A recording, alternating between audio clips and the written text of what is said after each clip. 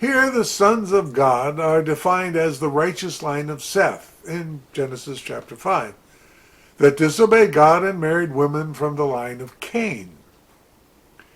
The women who married the line of Seth followed other gods and rejected alliance with God, causing the offspring to fall away and turn to the world.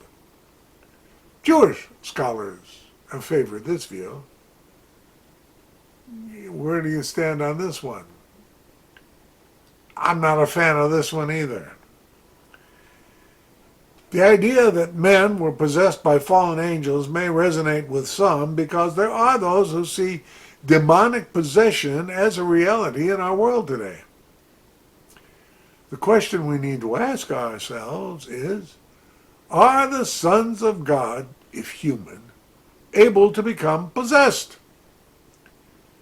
The answer is that there is no evidence in the Bible to support this theory that God's children can become demon-possessed.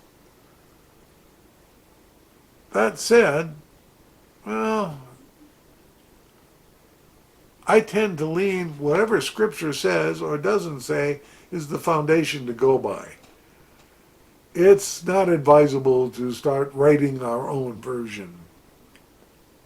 Finally, the last of the theories claims that the sons of God were godly men who married ungodly women, not from Seth's line, but just common men. The result of this union is the Nephilim, a group of offspring that fell away. This position is consistent with Scripture, both pre-flood and post-flood. This means that before the flood, these offspring were fallen men. And after the flood, when God destroyed everyone but the family of Noah, these Nephilim are still showing up, like in Numbers chapter 13, verse 33. How does this theory strike you?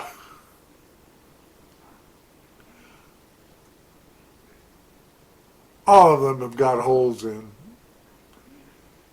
All of them really don't matter. It's one of those little asides that Scripture sometimes takes us through, takes us to travel down, that really aren't all that important because they are not concerned with the message of salvation.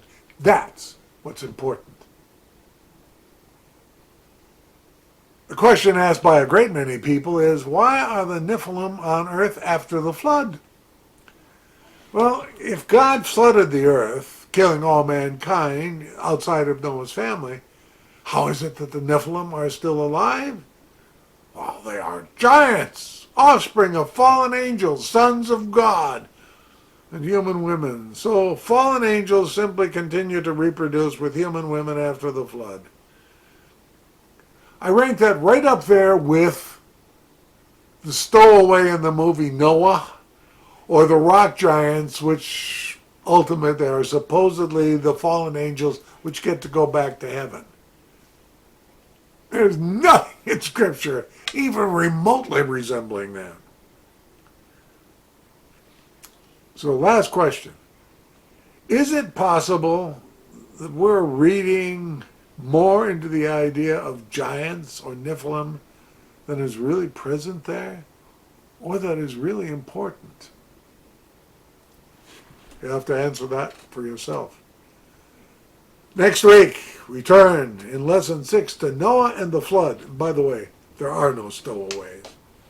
You might want to read chapters 7 through 9. Till then, God bless. Have a wonderful week. I'll look forward to seeing you again next time.